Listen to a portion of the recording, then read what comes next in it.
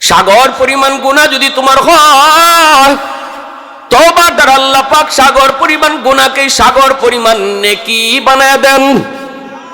এজন্যই তওবাকারীর আমল নামায় কোনো গুনাহ থাকে না, শুধু তা না, গুনার আলামতটাও থাকে না। আত-তাইবু মিনাদ যামবি কামান লা যামবা লা। কেন আল্লাহ পাক কোনো আলামত রাখেন না জানোনি? কারণ হলো হাসরের ময়দানে একজন আরেকজনকে আমল নামা দেখাবে। একজন দেখাইতে যায় যখনই কইব বাইরে তোর এই জায়গা খালি কেন, মনে হয় এখানে কোনো গুনাহ ছিল, আল্লাহ তোমাকে দয়া করে জান্নাত দিয়ে দিছে, এতটুকু শরম যেন তওবাকারীরে দিত না পারে।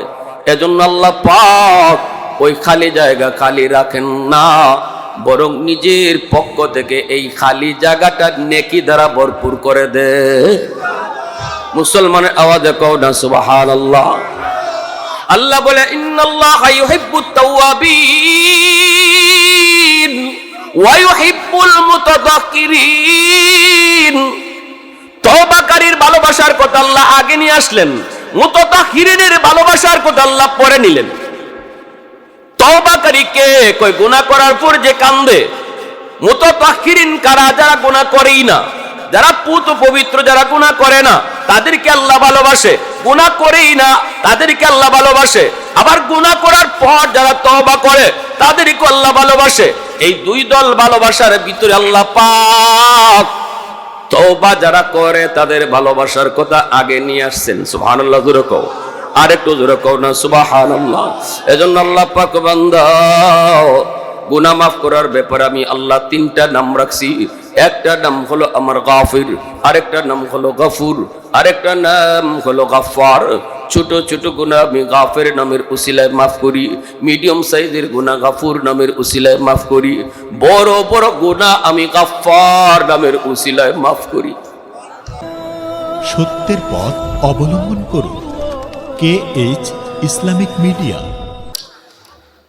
ऐ हबीबे किबरिया तुम पर सलाम, ऐ हमारे दिल रुबा तुम पर सलाम, दिल सदा कहता रहा तुम पर सलाम, ऐ इमामुल अंबिया तुम पर सलाम, मस्जिद अक़सा में जुमला अंबिया,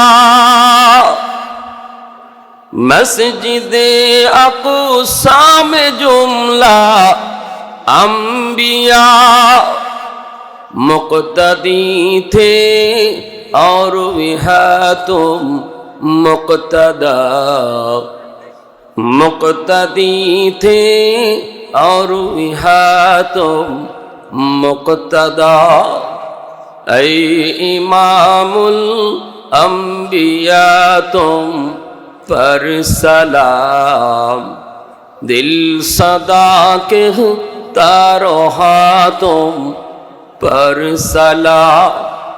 मोहब्बते जबान खुले अल्प समय जिकिर करी ला इलाहा इल्लाल्लाह, ला इलाहा इल्लाल्लाह। सबाई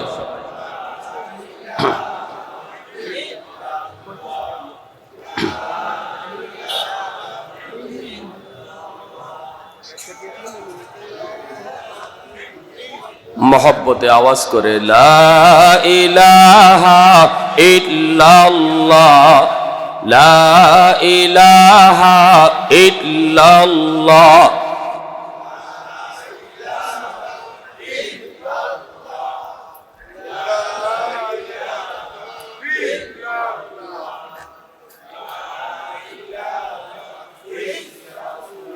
হৃদয়ের জানালাটা খুলে দাও না, হৃদয়ের জানালাটা খুলে দাও না, প্রভুর ডাকে মন সারা দাও না, প্রভুর ডাকে মন সারা দাও না। অসীম ক্ষমতা যার হাতের উপর, যার নামে বয়ে যায় ঝরনা নহর। অসীম ক্ষমতা যার হাতের উপর, যার নামে বয়ে যায় ঝরনা নহর। আল্লাহ আল্লাহ বলে সবে দেওয়ানা, আল্লাহ আল্লাহ বলে সবে দেওয়ানা। প্রভুর ডাকে মন সারা দাও না, প্রভুর ডাকে মন সারা দাও না। আল্লাহ আল্লাহ। হাসরের মাঠে আল্লাহ যখন বিচারের আসনে বসবেন, সেদিন আল্লাহ পাক তার বহু বান্দা বান্দিকে ছোট থেকে ছোট উসিলায় মাফ করে দিবেন। আল্লাহ পাক 100 ভাগ দরদার মায়ার ভিতরে 1 ভাগ মায়া আর ভালোবাসা কায়নাত ভাগ ভাগ করে দিয়েছেন, গোটা কায়নাতকে। আর 1 ভাগ আর 99 ভাগ দয়া মায়া আল্লাহ তার নিজের কাছে রিজার্ভ রাখছেন। এই মায়াটা আল্লাহ হাসরের মাঠে দেখাবেন। সুবহানাল্লাহ।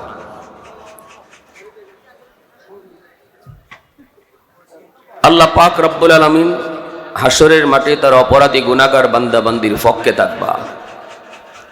এটা স্টার্ট না হলে এটা এখানে ঠেলাইয়া একটু সরাও।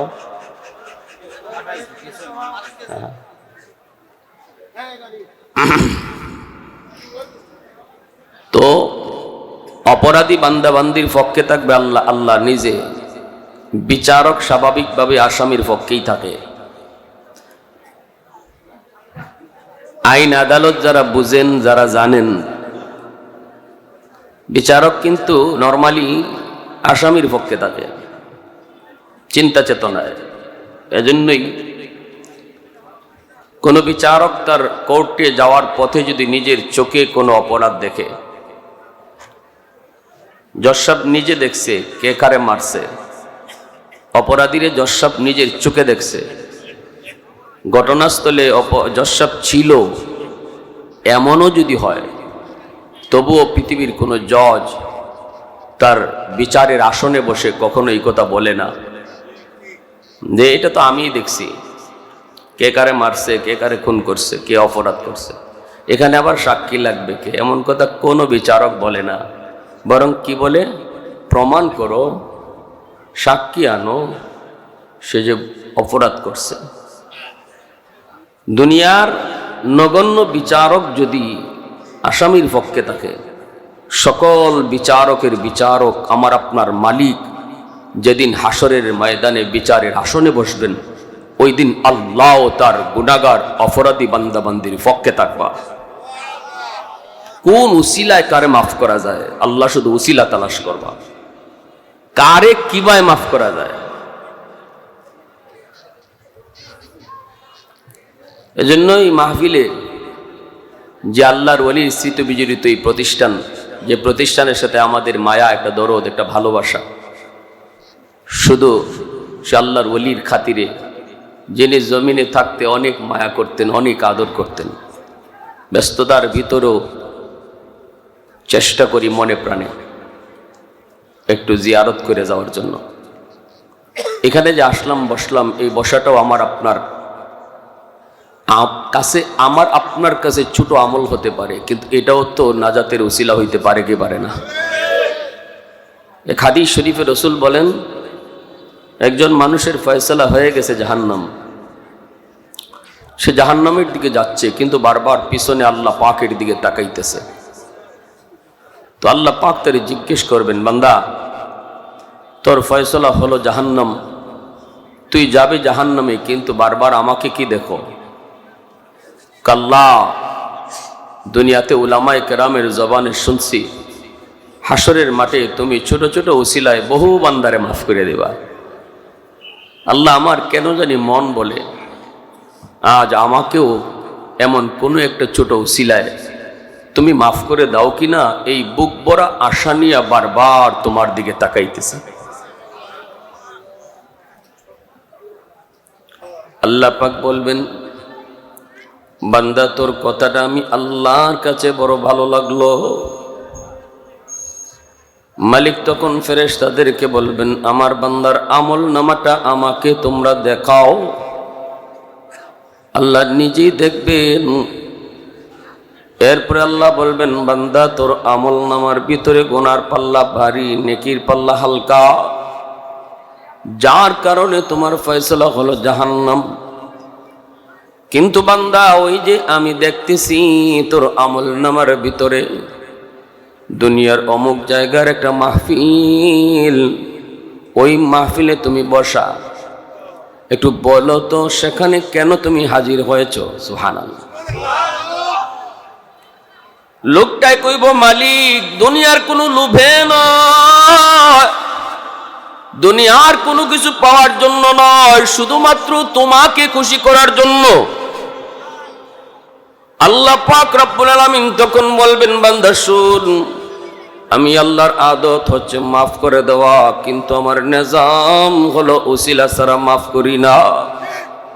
ওই দিনে মাহফিলে বসাকে উসিলা বানায়া আমি আল্লাহ আজ হাসরের ময়দানে তোমাকে মাফ করে দিলাম।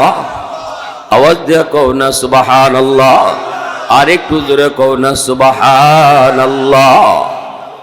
ইমাম গজ্জালি রাহমাতুল্লাহি আলাইহি দাকাইকুল আখবার নামক কিতাবের ভিতরে লিখেন, রে যুবক, হাসরের মাঠে আল্লাহ পাক একজনকে বলবেন, বান্দা বল, দুনিয়াতে তুই কোনো আলেমের মজলিসে বসছিলি নি, এতটুকু উসিলা পাইলো আমি আজ তোরে মাফ করে দিব। লোকটাই কইব, না গো মালিক, মনে পড়ে না। আল্লাহ বলবেন, বান্দা বল বল, এমন কোন দস্তরখানায় জীবনে খানা খাইছুনি যেখানে কোনো আলেম ছিল? কয়, না গো মালিক, তাও মনে পড়ে না। আল্লাহ এবার বলবেন, এমন কোন ঘরে তুমি থাকছো কিনা যেই ঘরে আগে কোনো আলেম থাকতো? কয়, না গো মালিক, তাও মনে পড়ে না। এবার আল্লাহ পাক বলবেন, বান্দা বল বল, তোর কোনো সন্তানের নাম কোনো আলেমের নামে নাম রাখছো কিনা? হাসরের ময়দানে সন্তানের নামটাও বাপমার জন্য নাজাতের উসিলা হয়ে যাবে। হাসরের মাটি সন্তানের নাম মা বাবার জন্য নাজাতের উসিলা হবে। এজন্য নাম রাখতে একটু খেয়াল করা দরকার। ভাইরা বন্ধুরা, ওই সময় লোকটা কইব, না মালিক আমি তাও করি নেই। আল্লাহ পাক তখন কইব, বান্দা তোরে তো মাফ করার কোনো পথ পাইতেছি না। সুবহানাল্লাহ। তোরে তো মাফ করার কোনো উসিলা আমি পাইতেছি না। বান্দা একটু বল বল তো দেখি, দুনিয়াতে তোর এমন কোনো বন্ধু ছিল নি যেই বন্ধু আলেম ওলামাকে মহব্বত করত? এতক্ষণ পর্যন্ত আল্লাহ উলামায়ে কেরামের সাথে তার সম্পর্ক ডাইরেক্ট আছে কিনা এটা আল্লাহ তালাশ করার চেষ্টা করেছে। যখন দেখে আলেমদের সাথে তার সম্পর্ক ডাইরেক্ট পাওয়া যাইতেছে না, তখন আল্লাহ ইনডাইরেক্ট খুঁজতেছে। সুবহানাল্লাহ, আওয়াজ দিয়ে বলেন। এমন কোন বন্ধু ছিল নি যে বন্ধু উলামায়ে কেরামকে মহব্বত করত? এজন্য তো আমার রাসূল বলেছেন, কুন আলিমান আও মুতাআল্লিমান আও মুহিব্বান আও মুঈনান ফালা তাকুন খামিসা। চার দলের ভিতরে দেখো, হয় তুমি আলেম হও, নয় তুমি তালেবে ইলম হও, নয়তো আলেমদেরকে মহব্বত করো, আলেম উলামাকে সাহায্য সহযোগিতা করো। যখন যেখানে তারা তোমাকে ডাক দেয়, মনে রাখবা উলামায়ে কেরাম তাদের ব্যক্তি স্বার্থে তোমাকে রাজপথে ডাকে না। উলামায়ে কেরাম যদি তোমাকে কখনো রাজপথে ডাক দেয়, হাদিসের মসনদ রেখে তারা যখন বেরিয়ে পড়ে, তখন বুঝবা এটা গোটা মুসলিম উম্মার স্বার্থে তোমাকে ডাক দিয়েছে। হাদিসের মসনদে যে মজা, এই মজা চেয়ারম্যানে পাইতো না, এই মজা এমপি বুঝে না, এই মজা মিনিস্টারও বুঝে না। এজন্য হাদিসের মসনদের মজা তৈয়া উলামায়ে কেরাম যখন রাজপথে নামে, তখন বুঝতে হবে এটা তাদের ব্যক্তি স্বার্থে নয়, তারা কোনো চেয়ারে বইবার জন্য নয়, তারা কোনো নিজেদের স্বার্থ উদ্ধারের জন্য নয়, বরং তোমাকে ডাকতেছে তোমার ঈমান বাঁচানোর জন্য। গোটা মুসলিম উম্মাহ এক বিপদের মুহূর্তে থাকলেই উলামায়ে কেরাম রাস্তায় নামে। উলামায়ে কেরাম সর্বদা জাতির সঙ্গীন হালতে হাল ধরে, ঠিক কিনা জোরে বলেন? বিপদের হালতে উলামায়ে কেরাম হাল ধরে, নেতৃত্ব দেয়, তারাই রাজপথে থাকে। ইতিহাস কত বলবো আপনাকে, রক্ত ঝরানোর ইতিহাস উলামায়ে দেওবন্দের ইতিহাস, ঠিক কিনা? রক্ত ঝরানোর ইতিহাস উলামায়ে দেওবন্দের ইতিহাস। যাদের অন্তরে আল্লাহর ভয় থাকে সে কখনো মাখলুককে ভয় করে না। যাদের অন্তরে খালিকের ভয় থাকে সে মাখলুকের ভয় অন্তরে রাখে না। ঢাকা ইউনিভার্সিটিতে পড়াও সেই শহীদ উসমান হাদি দিলের ভিতরে আল্লাহর প্রেম থাকার কারণে, আল্লাহর ভালোবাসা থাকার কারণে কোন পড়া শক্তির ভয় তার অন্তরে ছিল না। তার অন্তরে ভয় ছিল একমাত্র আল্লাহ। উলামায়ে কেরামকে দিল থেকে ভালোবাসতো। নিজের লেখাপড়াও শুরু করেছে মাদ্রাসা দিয়া, নিজের লেখাপড়া শুরু হয়েছে কোরআনের শিক্ষা দ্বারা, নিজের লেখাপড়া শুরু হয়েছে আল্লাহর পরিচিতি দ্বারা, নিজের লেখাপড়া শুরু হয়েছে রাসূলের ইশক আর মহব্বতের দ্বারা। যার কারণে কলেজে গিয়ে আল্লাহকে ভুলে নাই, ভার্সিটিতে গিয়ে আল্লাহকে ভুলে নাই, নাস্তিকদের ভিড়ে যায় সে নাস্তিক হয় নাই, কোরআনের সৈনিক হয়েছে। আমরাও আপনাদেরকে বলি, সবাইকে মাদ্রাসায় ভর্তি করে দাও এমন কথা বলবো না। কলেজের ছাত্রকে বলবো না তুমি মাদ্রাসায় ভর্তি হও, ভার্সিটির ভাইটাকে বলবো না মাদ্রাসায় ভর্তি হয়ে যাও। সবাই মুফতি সাহেব আর হাফেজ সাহেব হয়ে গেলে ডাক্তার ইঞ্জিনিয়ার হবে কে? আমরা এমন কথা বলবো না। কলেজে আসো ওয়েলকাম, ভার্সিটিতে আসো ওয়েলকাম। শুধু একটাই বলবো, যেখানে থাকো, যে অবস্থায় থাকো, দিলের ভিতরে আল্লাহকে বসাও।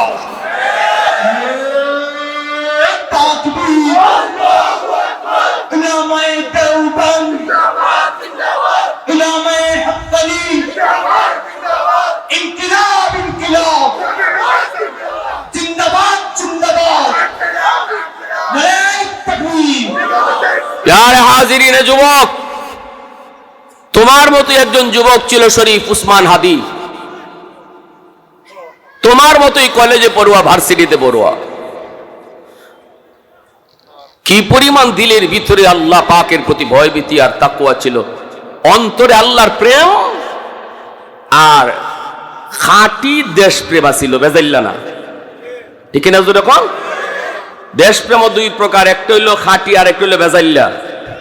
বেজাইল্লা দেশপ্রেম নিয়া, খাঁটি দেশপ্রেম ছিল বিদায় আল্লাহ পাক রব্বুল আলামিন তার এমন মায়া করা করলো, মানুষের অন্তরে তার মহব্বত আল্লাহ ঢুকাই দিল। এটা আল্লাহ রসুলের হাদিস। নবীজি বলেন, যখন কেউ আল্লাহকে ভালোবাসে, আল্লাহ যখন তারে ভালোবাসে, তখন আল্লাহ মাখলুকের অন্তরে তার ভালোবাসা ঢুকাইয়া দেয়। এজন্য উলামায়ে কেরামকে মানুষ ভালোবাসে। ওলি আল্লাহদের প্রতি মানুষ এত দুর্বল, কারণ কি? কারণ আল্লাহ ওই ওলিকে ভালোবাসেন বিধায় মানুষের অন্তরে তার মহব্বত, তার আজমত আল্লাহ ঢুকাইয়া দিয়েছে। রক্তের সম্পর্ক নাই, চিনে না জানে না, সেই মানুষগুলা শহীদ উসমান হাদির জন্য রক্তের চেয়েও বেশি কান্না করেছে, ঠিক কিনা ভাই? এখনো তার কবরের পাশে রাত নাই দিন নাই কাঁদে। আমি বলি, যুবক তোমার মতোই তো একজন যুবক, তোমার মতোই তো কলেজে পড়ুয়া, ভার্সিটিতে পড়ুয়া, তুমি কেন পারবা না? তুমি কেন পারবা না? এমন জীবন করো হে গঠন, মরিলে হাসিবে তুমি, কাঁদিবে ভুবন। ওই জীবনের কোন রাস্তা দিয়ে হাঁটলে জীবন কামাই করা যায়, শহীদ উসমান হাদি তোমার মতো কলেজে পড়ুয়া, ভার্সিটিতে পড়ুয়া যুবককে দেখায় গেছে। এই পথ তোমার দুইটা, পথ তোমার দুইটা, তৃতীয় কোনো পথ নাই। তুমি কি শহীদ উসমান হাদি হবা নাকি খুনি ফয়সল হবা? সিদ্ধান্ত তোমার। খুনি ফয়সল হতে পারো, যদি তুমি ভুল পথে হাঁটো, তুমিও কলঙ্কিত, তোমার কারণে তোমার বাপ মাও কলঙ্কিত। আর শহীদ উসমান হাদির পথ যদি ধরো, তুমিও অলঙ্কিত, তোমার বাপ মাও অলঙ্কিত।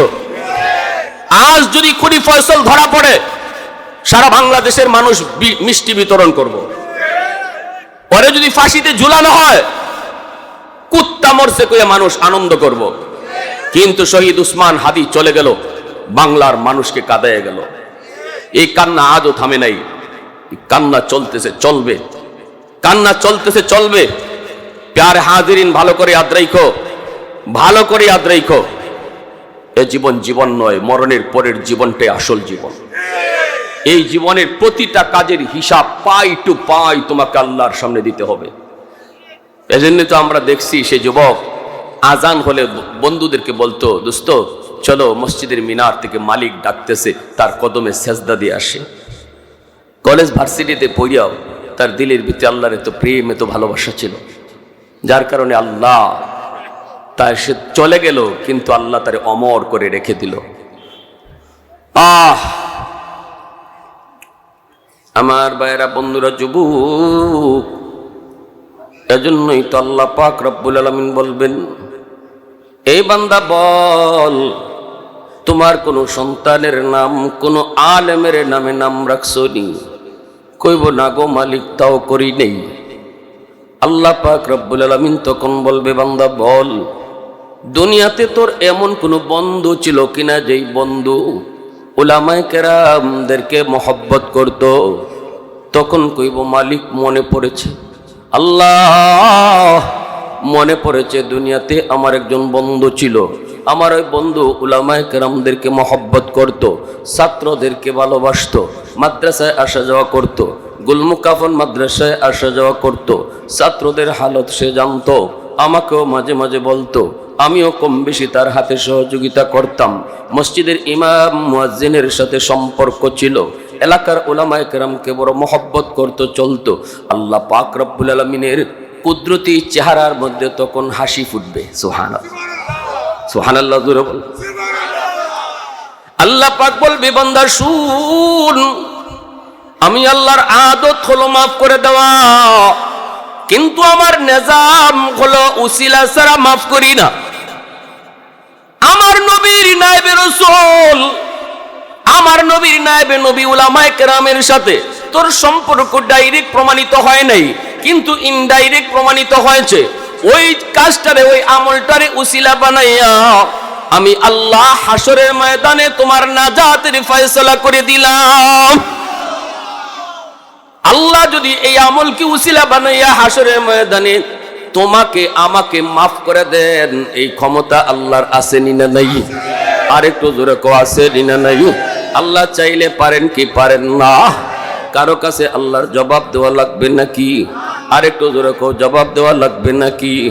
ভাইরা, বন্ধুরাও, এজন্যই তো রাইসুল মুফাসসিরিন আব্দুল্লাহ ইবনে আব্বাস রাদিয়াল্লাহু তাআলা আনহু বলেন, উলামায়ে কেরামের প্রতি কারো মহব্বত যদি নির্ভেজাল হয়ে যুবক, তিনি বলেন আল্লাহ পাক তাকে বিবি আসিয়ার মতো দৌলতে ঈমান সাথে দিয়া জান্নাত দেখায়া দেখায়া তারে মরণ দিবে।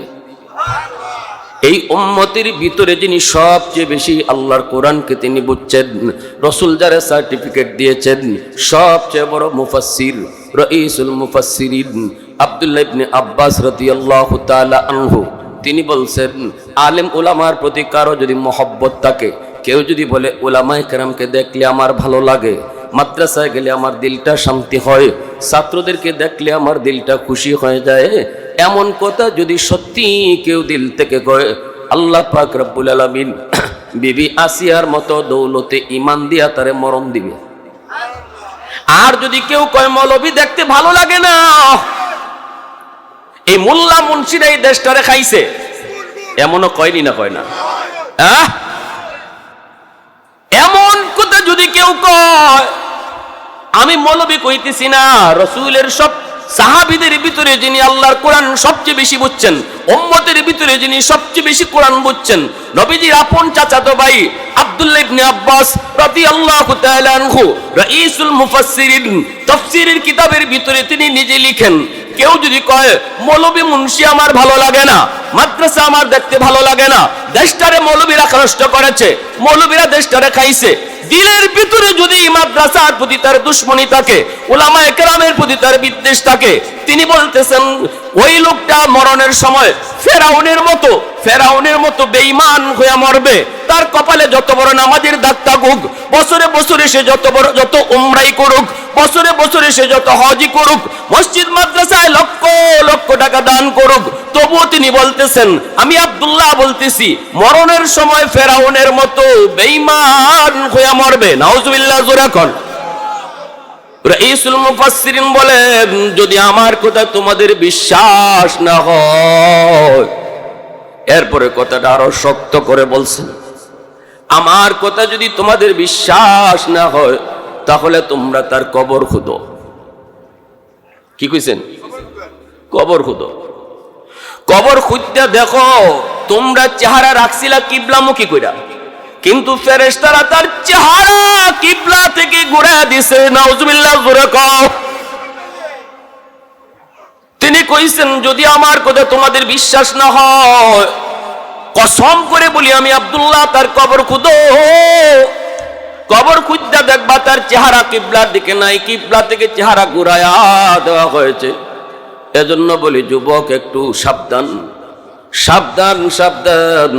হাসরের ময়দানে কিন্তু আল্লাহ পাক রব্বুল আলামিন বহু মানুষকে উলামায়ে কেরামের প্রতি মহব্বত থাকার উসিলায় তারা মাফ করে দিব। এই কথাটা তিনি কোত্থেকে বলছেন? মূসা নবীরে যখন নদীর ঘাট থেকে পায়া আনছেন, কে? বিবি আসিয়া। বাক্সের মধ্যে ছিলেন নবী, নদীর ঘাট থেকে পায়া আনছেন। চেহারাটা এত সুন্দর, নবীর চেহারা তো সুন্দর হবেই, কারণ যেই যুগে আল্লাহ যারে নবী বানান, আল্লাহ ওই নবীকে ওই যুগের সবচেয়ে সুন্দর করে বানান। সুবহানাল্লাহ। যে যুগে যিনি নবী হয়েছেন তিনি ওই যুগের সবচেয়ে সুন্দর মানুষ। নবীরা নিখুঁত ছিলেন, তাদের দেহের কোনো খুঁত ছিল না। আর মির্জা গোলাম আহমদ কাদিয়ানি কানা ছিল, খানা কিতা ছিল মাতবা, খানা বেটারে নবী বানাইবার লাগে আল্লাহ টেকসুন নিয়ে আল্লাহ যার নবী বানান। আচ্ছা, আপনি ১০০ লক্ষ পয়গম্বরগণের ভিতরে একজন নবী বাইর করেন খালি, যার একটা আঙ্গুলা ছিল না, যার একটা কানা ছিল না, যার কোনো একটা জায়গা খুঁত ছিল, একজনও পাইবেন না। এতে করে বোঝা গেল মির্জা গোলাম আহমদ কাদিয়ানি আল্লাহর বানানি নবী না, নিজে নিজে নবী। এজন্য এ ভণ্ড কাদিয়ানিরা কাফির। কাদিয়ানীদেরকে যে কাফির কইতো না, এও কাফির, ঠিক কিনা? যখন মাত্র রাষ্ট্রীয়ভাবে অমুসলিম ঘোষণা করতে হবে। আমাকে আমার একজন বলতেছে, হুজুর আপনারা হিন্দুর বিরুদ্ধে কথা কন না, ইহুদির বিরুদ্ধে কথা কন না, নাস্তিকের বিরুদ্ধে কথা কন না অত, কিন্তু কাদিয়ানির বিরুদ্ধে অত খেপা কেনে? আমি কই, বুঝো তুমি কসু। হিন্দু বাংলাদেশে বসবাস করে কোনো আপত্তি নাই, ইহুদি বাংলাদেশে বসবাস করবে কোনো আপত্তি নাই, কোন ধর্মের মানুষকে আমরা বাধা দেব না, কারণ আমার রসুল মদিনার রাষ্ট্রনায়ক। রসুল মদিনার রাষ্ট্রনায়ক, সকল ধর্মের মানুষ মদিনায় বসবাস করেছে, রসুল তাদের ধর্মীয় স্বাধীনতা দিয়েছেন। এটাই হলো ইনসাফের রাজনীতি, এটাই হলো আমার রসুলের রাজনীতি, এটাই হলো ইসলামের সৌন্দর্য। বাংলাদেশ সাম্প্রদায়িক সম্প্রীতির দেশ, অসাম্প্রদায়িক দেশ নয়। আমরা উলামায়ে কেরাম হিন্দুদের মন্দির পাহারা দিয়ে অভ্যস্ত আছি। আওয়াজ দিয়া বলো ঠিক কিনা?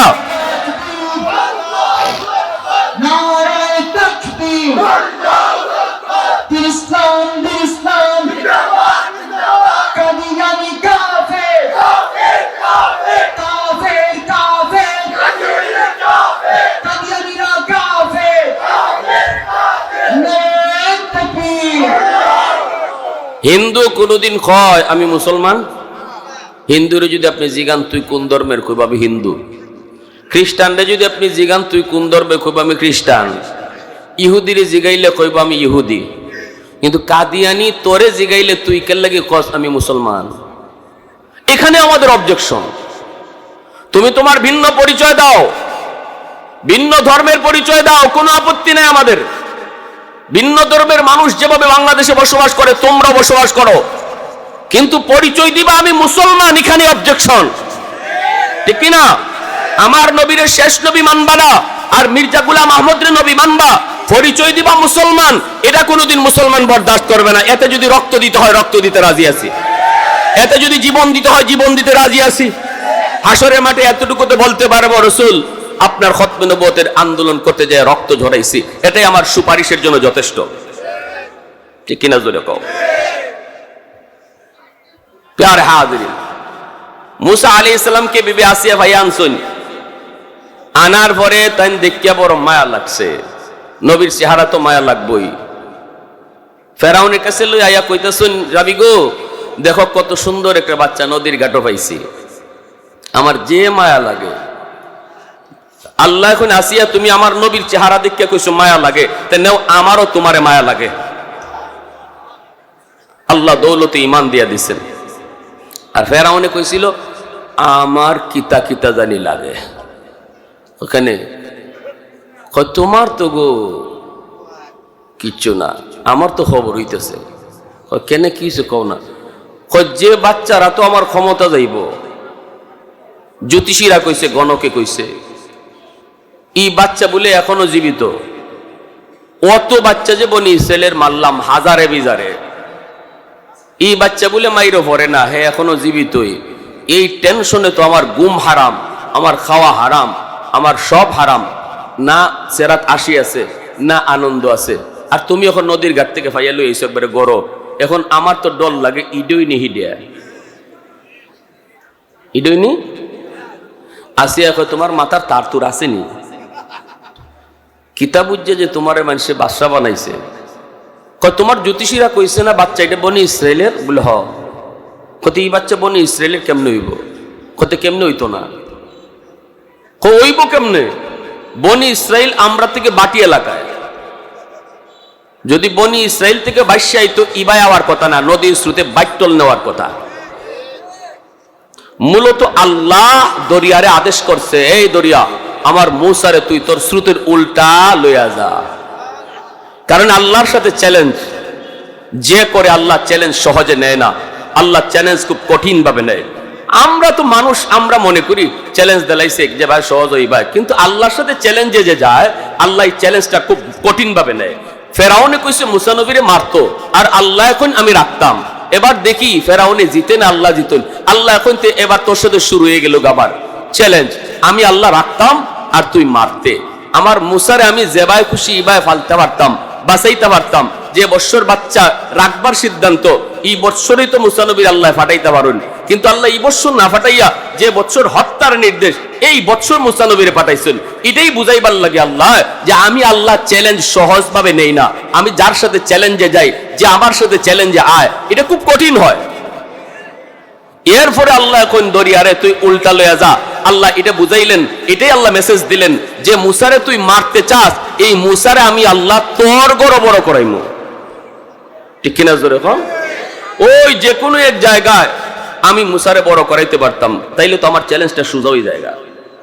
কিন্তু না, আমি আমার মুসারে তোর বড় বড় করব। এই জন্য ফেরাউনে যখন বিবি আসিয়া কইছেন যে না এটা তো বনি ইসরায়েলের বাচ্চা হইতে পারে না, বনি ইসরায়েলের বাচ্চা হইলে তো ইবা আওয়ার কথা না। ফেরাউনে তখন কথা তো ঠিক, যুক্তি তো তোমার ঠিক, তাইলে তো বাচ্চা এটা না। আল্লাহ কুদরতি মুসকি আসে, আল্লাহ কয় কার সাথে ফাল্লা লইছ টের পাস না তো, এখন শস্য ফুল দেখাইমু। ঠিক কিনা জোরে কও? ওই যে ফেরাউনে কইছিল আমার ভাল লাগে না, এতে করে আল্লাহ কইতে তোরেও আমার ভাল লাগে না। ফেরাউন বেঈমান হইয়া মরছে। আর আসিয়া কইছিলেন নবীর চেহারা দেখে আমার মায়া লাগে, আল্লাহরও মায়া লাগছে। ঈমান দিছেন শুধু তা না, জান্নাত দেখায় দেখে মরণ দিছেন। রাইসুল মুফাসসিরিন আব্দুল্লাহ ইবনে আব্বাস রাদিয়াল্লাহু তাআলা আনহু এই জায়গার মধ্যে তাফসীরে তিনি বলছেন যে এই জমানায় নবী থাকবে না, কিন্তু নবীর ওয়ারিস উলামায়ে কেরাম থাকবে। ওই উলামায়ে কেরামের চেহারা দেখেও যদি কেউ কয় আলেমদেরকে দেখলে আমার মায়া লাগে, উলামায়ে কেরামকে দেখলে আমার বড় ভালো লাগে, ওই মানুষটারও আল্লাহ পাক বিবি আসিয়ার মতো দৌলতে ঈমান খালি দিবেন তা না, জান্নাত দেখায় দেখায় তার মরণ দিবেন। আর যে কইব মোল্লা মুন্সি ভাল লাগে না, ফেরাউনের মতো তার মরণ হইব বেঈমান হয়ে।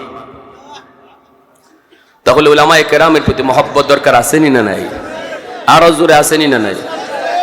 আমার ভাইয়েরা, বন্ধুরা, যুবক, এজন্য দিলটা একটু নরম করে কথাগুলো বোঝার চেষ্টা করো। প্রশংসা করব কার? একটু জোরে কও না কার? আর একটু জোরে কও না কার? আর একটু জোরে কও না কার? বেমুরব্বি কায় তো আন্নাদ তিফলে দানে সুবার সুদন, বেমুরব্বি কায় তো আন্নাদ তিফলে দানে সুবার সুদন, কাতরারা ইমকানা বাশদ বেসদফ গাও হর সুদন, রোজা হাবায়ত কশিদন ইন্তজারে বেশুমার, তাকে দর জৌফে সদফ বারা শবদ দুরন রে আদন, হফতা হাবায়ত কি তায়ে কি মুশতে পুশাদ পুশতে মেশ, শাহেদে রাহুল্লা গর্দ দিয়া শহীদে রাকাফন, মাহো হাবায়ত কি তায়ে কি নুতফায়ে আজ পুশতে রহেম, সফদরে খিজত ব ময়দা ইয়া আরুসে अंजुमन, सालो हबायत के ताये के संगे असली जाफताब लाल गर्दद दरबदख्शा या अकीक अंदर यमन दौरो हबायत के ताये के मर्द साहिब दिल शवात बायजीद अंदर खुरासा या उवैस अंदर करन। अल्लाहु अकबर जोरे कहो। আল্লাহ পাক বলেন যেই মানুষটা তওবা করব ঈমান আনবো আমল করব আমি আল্লাহ তার জীবনের যত গুনাহ ছিল ওই গুনাহগুলোকে আমি আল্লাহ নেকি দ্বারা পাল্টায় দিব। এ যুবক আজকে যে আল্লাহর ওলি জায়গায় ঘুমাছেন তাদের মিশন ছিল মানুষকে আল্লাহর ওলি বানানি। ঠিক কিনা জোরে কও। কিভাবে আল্লাহর ওলি হওয়া যায়? তওবার দ্বারা একজন মানুষ মুহূর্তের ভিতরে আল্লাহর ওলি হয়ে যায়। পৃথিবীতে এত সহজ আর কোনো কাম নাই। মেম্বার হতে সময় লাগে, চেয়ারম্যান হতে সময় লাগে, এমপি হতে সময় লাগে, দোকানদার হতে সময় লাগে, জমিদার হতে সময় লাগে। সময় লাগে না শুধু এক কামে, সেটা হলো আল্লাহর ওলি হওয়া। কেউ যদি চায় আল্লাহর ওলি হইতো, মুহূর্তের ভিতরে আল্লাহর ওলি হইতে পারে। খাঁটি দিলে যেই মাত্র তওবা করব মুহূর্তের ভিতরে আল্লাহ তার নাম ওলির তালিকায় উঠায় দেয়। আওয়াজ দিয়ে কও না সুবহানাল্লাহ। কারণ আল্লাহ বলে ইল্লা মান তাবা ওয়া আমানা ওয়া আমিলা আমালান সালিহা ফাউলাইকা ইউবাদদিলুল্লাহু সাইয়্যাতিহিম হাসানাত। আল্লাহ পাক বলে তওবার খাতিরে আল্লাহ পিছনের গুনাহকে আল্লাহ নেকি দ্বারা পাল্টায় দেন।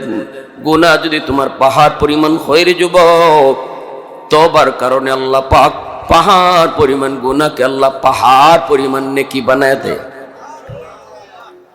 সাগর পরিমাণ গুনাহ যদি তোমার হয়, তওবার দ্বারা আল্লাহ পাক সাগর পরিমাণ গুনাহকে সাগর পরিমাণ নেকি বানায় দেন। এজন্যই তওবাকারীর আমল নামায় কোনো গুনাহ থাকে না। শুধু তা না, গুনার আলামতটাও থাকে না। আত-তাইবু মিনাজ যামবি কামান লা যামবালা। কেন আল্লাহ পাক কোনো আলামত রাখেন না জানোনি? কারণ হলো হাসরের ময়দানে একজন আরেকজনকে আমলনামা দেখাবে। একজন দেখাইতে যায় যখনই কইব বাইরে তোর এই জায়গা খালি কেন, মনে হয় এখানে কোনো গুনাহ ছিল, আল্লাহ তোমাকে দয়া করে জান্নাত দিয়ে দিছে, এতটুকু শরম যেন তওবাকারীরে দিত না পারে। এজন্য আল্লাহ পাক ওই খালি জায়গা খালি রাখেন না, বরং নিজের পক্ষ থেকে এই খালি জায়গাটা নেকি দ্বারা ভরপুর করে দে। মুসলমানের আওয়াজে কও না সুবহানাল্লাহ। আল্লাহ বলে ইন্নাল্লাহা ইউহিব্বুত তাওয়াবিন ওয়া ইউহিব্বুল মুতাতাহহিরিন। তওবাকারীর ভালোবাসার কথা আল্লাহ আগে নিয়ে আসলেন, মুতাতাহহিরিনের ভালোবাসার কথা আল্লাহ পরে নিলেন। তওবাকারী কে? কই গুনাহ করার পর যে কান্দে। মুতাতাহহিরিন কারা? যারা গুনাহ করেই না, যারা পুত পবিত্র, যারা গুনাহ করে না তাদেরকে আল্লাহ ভালোবাসে। গুনাহ করেই না তাদেরকে আল্লাহ ভালোবাসে। আবার গুনাহ করার পর যারা তওবা করে তাদেরকে আল্লাহ ভালোবাসে। এই দুই দল ভালোবাসার ভিতরে আল্লাহ পাক তওবা যারা করে তাদের ভালোবাসার কথা আগে নিয়ে আসছেন। সুবহানাল্লাহ জোরে কও, আর একটু জোরে কও না সুবহানাল্লাহ। এজন্য আল্লাহ পাক বান্দা গুনাহ মাফ করার ব্যাপারে আমি আল্লাহ তিনটা নাম রাখছি। একটা নাম হলো আমার গাফির, আরেকটা নাম হলো গফুর, আরেকটা নাম হলো গাফফার। ছোট ছোট গুনাহ আমি গাফির নামের উসিলায় মাফ করি, মিডিয়াম সাইজের গুনাহ গাফুর নামের উসিলায় মাফ করি, বড় বড় গুনাহ আমি গাফফার নামের উসিলায় মাফ করি। বড় বড় গুনাহ আমি গাফফার নামের উসিলায় মাফ করে দেই। এজন্যই আবু বকর সিদ্দিক রাদিয়াল্লাহু তাআলা আনহু উমর ফারুক রাদিয়াল্লাহু তাআলা আনহুকে বলতেছেন, ভাই উমর, তোমার জীবনের নেকি আমার চেয়ে বেশি। আবু বকর সিদ্দিক রাদিয়াল্লাহু তাআলা আনহু উমর ফারুক রাদিয়াল্লাহু তাআলা আনহুকে বলেন, তোমার জীবনের নেকি আমার চেয়ে বেশি। উমর ডাক দিয়া বলতেছেন, ভাই আবু বকর, কোন যুক্তিতে আমার নেকি বেশি? আপনি তো সবার উপরে, আপনার মর্যাদা নবীর পরে উম্মতের মধ্যে সবার উপরে, আমি উমরের চেয়ে আপনার মর্যাদা বেশি, তাহলে আমার নেকি বেশি হলো কেমন করে? কোন যুক্তিতে আমার নেকি বেশি? তখনই হযরত আবু বকর সিদ্দিক বলেন, ভাই ওমর, কোনো যুক্তি নয়, কোনো যুক্তি নয়, তবে দলিল আছে, দলিল। কিসের দলিল? কয় কোরআনের আয়াত দলিল। সুবহানাল্লাহ জোরে কইতেন না, আর একটু জোরে কইতেন না। প্রশংসা করব কার? জোরে কও না কার? वहदत की हिफाजत नहीं बेकुव्वत बाजू, वहदत की हिफाजत नहीं बेकुव्वत बाजू, आती नहीं कुछ कमी हक़ खुदा दाद, आती नहीं कुछ कमी हक़ खुदा दाद। ऐ मर्द खुदा तुझको कुव्वत नहीं हासिल, जा बैठ किसी गार में अल्लाह को कर याद, जा बैठ किसी गार में अल्लाह को कर याद। ये सच है कि बातिल की तरफदार नहीं हम, गद्दार न समझो हमें गद्दार नहीं हम। फूलों की तो रहनुम मिजाज अपना है नौजोर, हम तीर नहीं नेज़ा व तलवार नहीं हम, हम तीर नहीं नेज़ा व तलवार नहीं हम। मुसलमाনের आवाज को আল্লাহু আকবার। ভাইরা বন্ধুরা, এবার হযরত ওমর বলতেছেন, ভাই আবু বকর, কোন আয়াতের ভিতরে আল্লাহ আমি উমরের নেকির কথা কইলো? আমি তো কোরআন পড়ি, আমিও তো কোরআন বুঝি, কোরআনের কোথাও তো আমার নেকির ব্যাপারে আল্লাহ কোনো কিছু কয় নাই।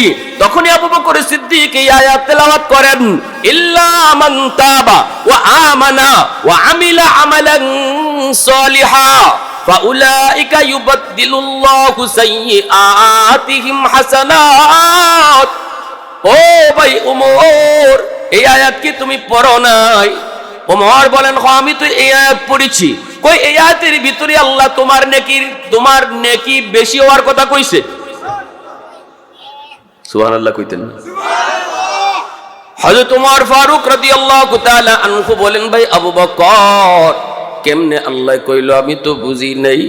কয় বুঝবা না কেমনে? আল্লাহ কইছে তওবার আগে যার গুনাহ যেই পরিমাণ আছে, তওবার পরে আল্লাহ ওই পরিমাণ গুনারে নেকি বানায় দেয়।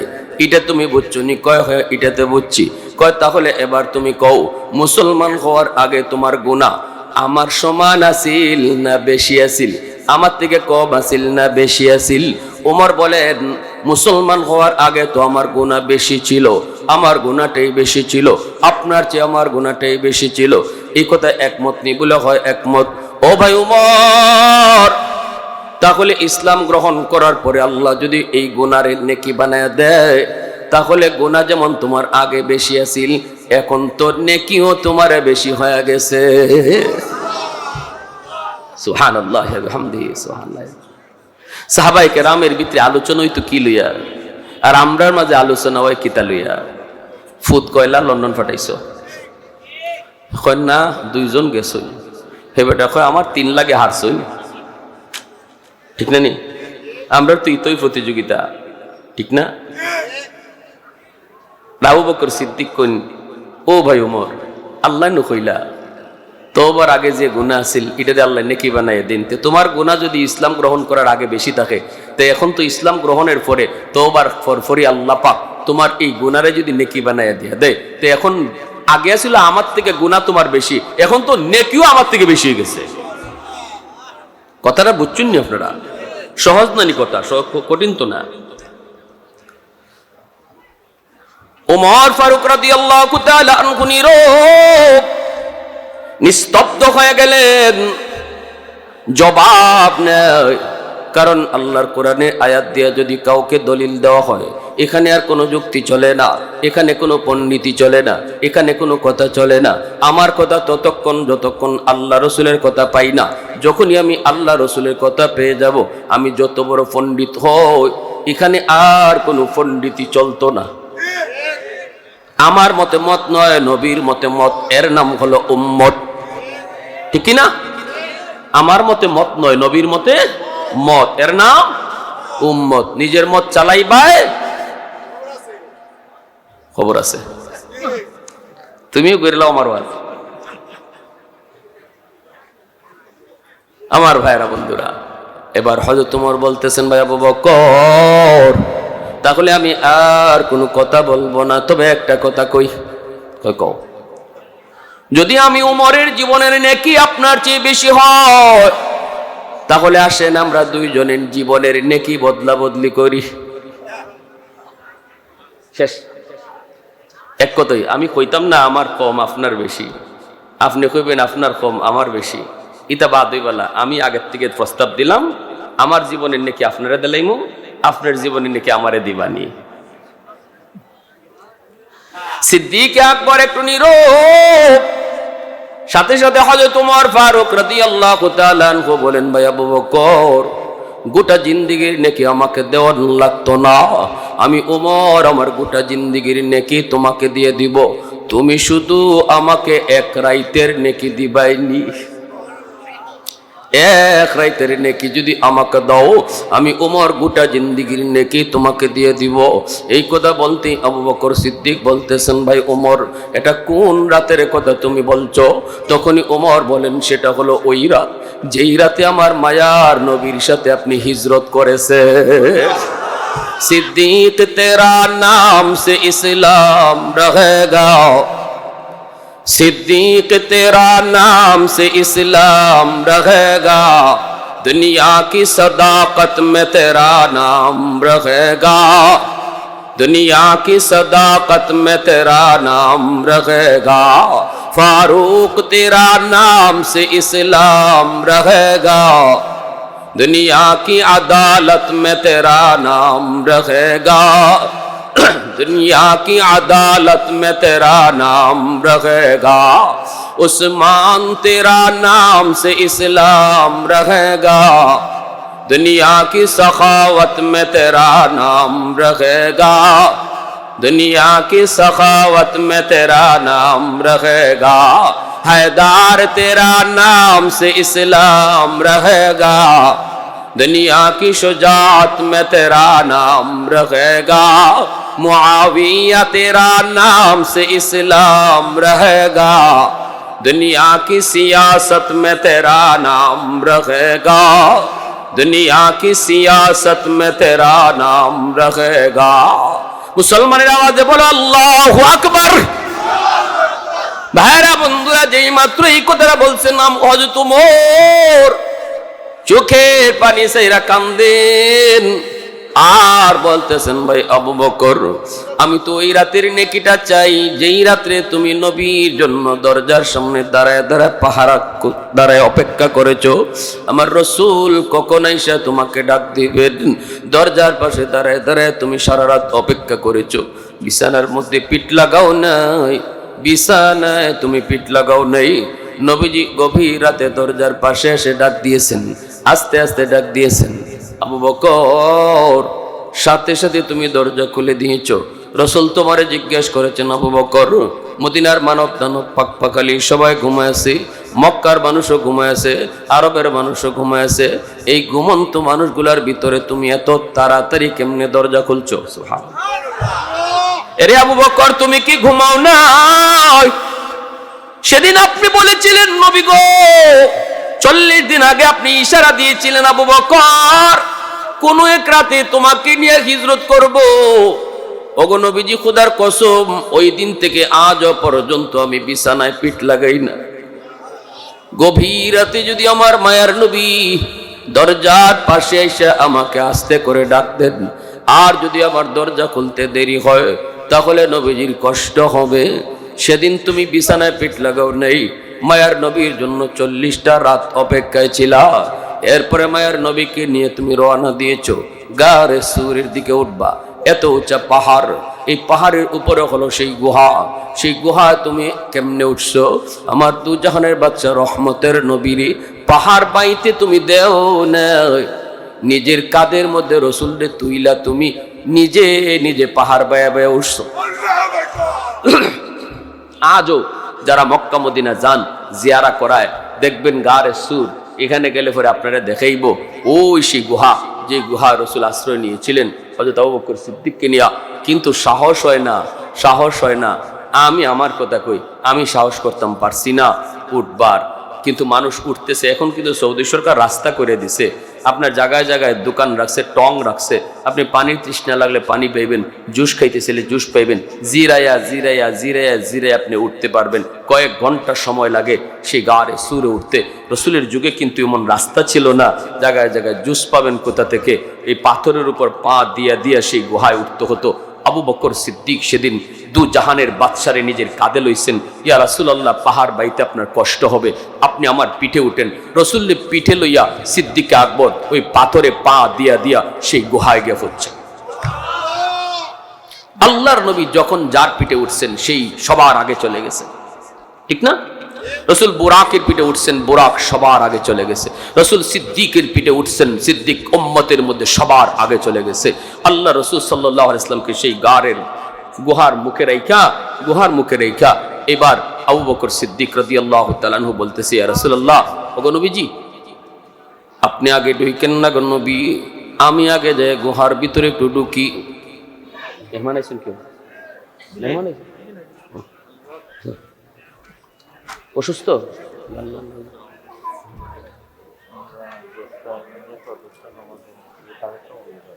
আচ্ছা,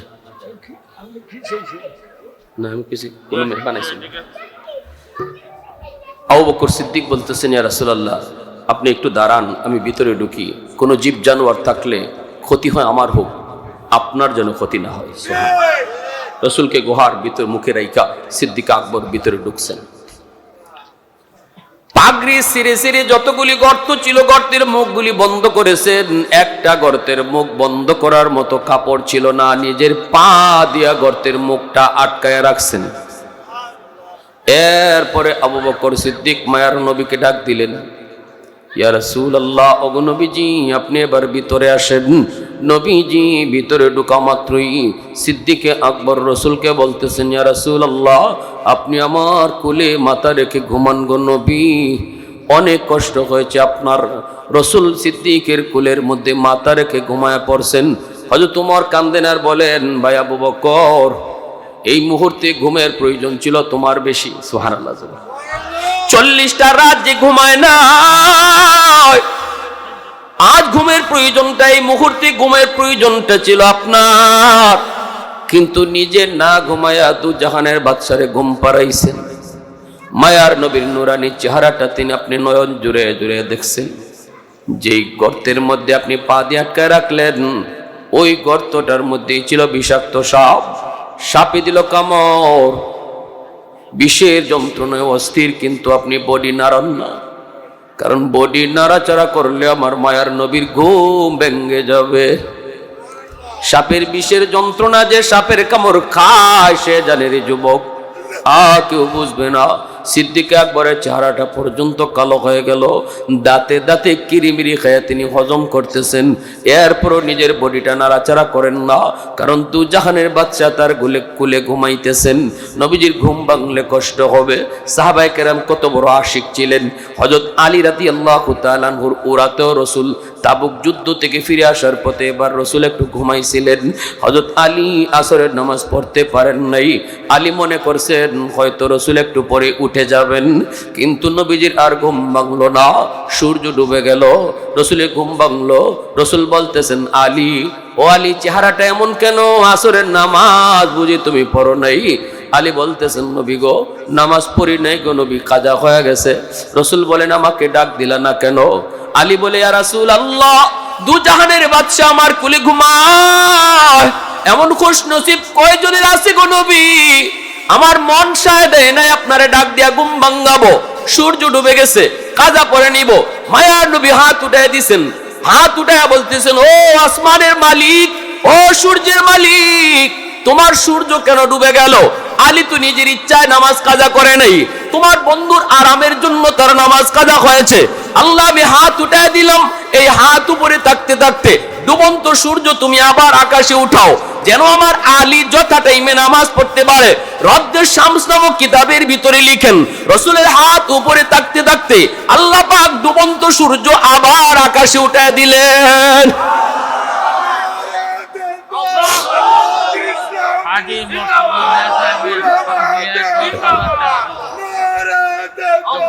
ভাইরা বন্ধুরা, জন্য বলতেছিলাম, সিদ্দিক আকবর বলেন, আমি দাঁতে দাঁতে কিরিবিরি খায়া হজম করেছি, এরপরও মায়ার নবীর ঘুম ভাঙ্গাই নেই। 2 ফোঁটা চোখের পানি রসুলের গালে পড়ে গেল, সাথে সাথে নবীর ঘুম ভেঙে গেল। নবীজি ঘুম থেকে উইটা বলতেছেন, আবু বকর দুস্ত কাঁদো কেন? আবু বকর কয়, নবী গো আমারে সাপে কামড় মারছে। রসুল কয়, আমারে ডাক দিলে না কেন? কেমনে ডাক দিই গো নবী, আপনি ঘুমাইতেছেন। রসুল তার লব মুবারক আঙ্গুলের মধ্যে নিলেন, এমন হাই অ্যান্টিবায়োটিক আল্লাহ আমার আপনার নবীর লবের মধ্যে রাখছেন, লাগানো মাত্রই বিষাক্ত সাপের বিষটারে আল্লাহ মুহূর্তের ভিতরে পানি করে দিছে। সুবহানাল্লাহ, জোরে বলেন। রসুল ডাক দিছেন, সাপ বল আমার বন্ধুরে কানে কেন কামড় দিছ? গর্তের ভিতর থেকে সাপ বাইরিছে, আল্লাহর কাছে জবান চায়, আল্লাহ সাপের জবান খুলে দিছে। সাপে কয়, নবী গো আমি ইচ্ছা করে আপনার বন্ধুরে কামড় দিছি না গো নবী, আমার ঠিকানা হলো ওই খেজুর বাগান, আমি ওখানেই থাকতাম। তাওরাত কিতাবের 2 জন আলেম যায়, একজন আরেকজন দেখো, দোস্ত ওই যে দেখো একটা গুহা, এই গুহাটার কথাই আল্লাহ তাওরাত কিতাবে উল্লেখ করেছে, যার নাম হলো গারে সুর। আখেরি নবী এখানেই হিজরতের রাতে আশ্রয় নিবেন। আমি এই কথাটা শুনে ফেলেছিলাম গো ইয়া রাসূলুল্লাহ। সেদিন থেকে আমি আমার বাসস্থান পরিবর্তন করে গুহায় এসেছি শুধু এক নজর আপনাকে দেখার জন্য। কিন্তু আপনার বন্ধুর পায়ের কারণে আমি বের হতে পারতেছি না। আমি বেশি দূর যেতাম না খাওয়া দাওয়ার জন্য, দ্রুত আসতাম। কখন আপনি কখন কোন অবস্থায় আসেন আবার চলে যান। আমি দীর্ঘদিন অপেক্ষায় এক নজর আপনারে দেখব, সেই মনের আশা আজ পূরণ হতে চলেছে। কিন্তু আপনার বন্ধুর পার কারণে বের হতে পারি নাই, আর কোনো রাস্তাও নাই, এজন্য কামড় দিছি, বেয়াদবি মাফ করবেন। আমার ভাইয়েরা বন্ধুরা, হযরত ওমর বলতেছিলেন, ভাই আবু বকর ওই একটা রাতের নেকি আমারে দিলে আমি উমর আমার জিন্দেগির নেকি তোমারে দিয়ে দিন। শেষ দিয়ে দিচ্ছি কথাটা। এবার আবু বকর সিদ্দিক বলে, ভাই ওমর আমি তো নিজেও জানি না ওই রাত্রে আমার কি পরিমাণ নেকি হয়েছে, চলো আমরা দুজন রসুলের কাছে যাই। নবীজির কাছে আসছেন জানার জন্য। রসুল বলেন, কি ব্যাপার? দুজনই তো রসুলের শ্বশুর নানি। আবু বকর তো শ্বশুর, হযরত ওমরও মাথে হগলে মাথে নেবা ডরাইতেছে অনেকে, শ্বশুর। তো আবু বকর সিদ্দিক বলে, রাসূলুল্লাহ আমরা জীবনের নেকি বদলা বদলি করতাম, ওমর তার জিন্দিগির নেকি আমারে দিয়ে দিব, আর আমার এক রাতের নেকি চাই। ওগো নবীজি আমি নিজেও জানি না ওই রাত্রে আমার কেমন নেকি হইছে,